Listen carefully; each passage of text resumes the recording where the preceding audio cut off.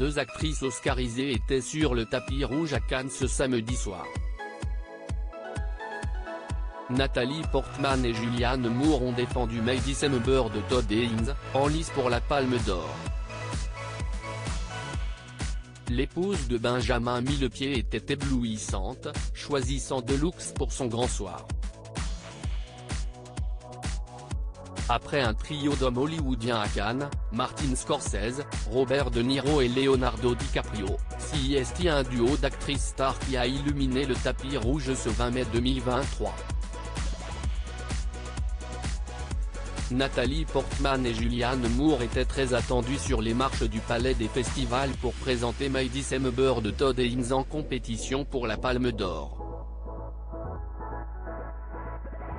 L'occasion pour celle qui a été révélée adolescente dans Léon de Luc Besson d'afficher dans deux robes sa silhouette parfaite de danseuse.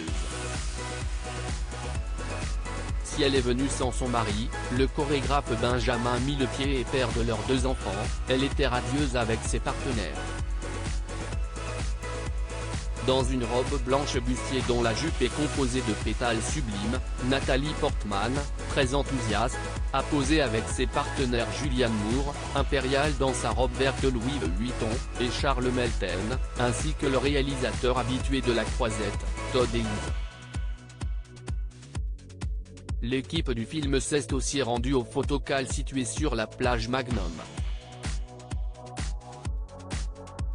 Si l'héroïne de Safe est loin du paradis, du même réalisateur, a gardé la même tenue, celle de Black Swan en a choisi une autre qui faisait d'ailleurs furieusement écho à son personnage dans ce long métrage qui lui avait permis de remporter l'Oscar. Une soirée sous le signe du glamour durant laquelle on pouvait également croiser, très élégante, Camille Lelouch. Dilemme moral May December de Todd Haynes avec Julianne Moore, 62 ans, et Natalie Portman, 41 ans, raconte les faux semblants et le déni d'une relation interdite entre un mineur et une adulte. Julianne Moore incarne Gracie, une femme dont la vie a été chamboulée, des années plus tôt, par la révélation dans la presse qu'elle entretenait une liaison pédophile, illicite, avec un adolescent de 13 ans, auquel elle avait déclaré son amour. L'adolescent a grandi, le couple a tenu et fait des enfants, mais Gracie, qui s'occupe l'esprit en vendant des gâteaux au voisinage, est toujours inscrite au fichier public des délinquants sexuels, et détestée par ceux qui n'ont pas oublié son histoire. Elisabeth, Natalie Portman, une actrice, débarque dans le foyer familial avec un projet de film sur cette famille pas comme les autres. Elle jouerait le rôle de Gracie, à l'époque où elle était tombée amoureuse de l'adolescent, avec la promesse de faire mieux comprendre son point de vue au grand public.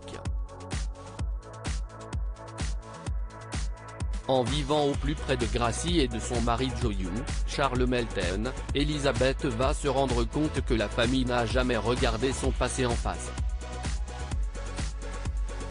Avec une histoire de couple où le personnage féminin est le plus âgé, les rôles sont renversés par rapport aux stéréotypes de la société patriarcale, mais cela ne suffit pas à corriger le système, explique Todd Haynes dans des propos rapportés à Cannes par la.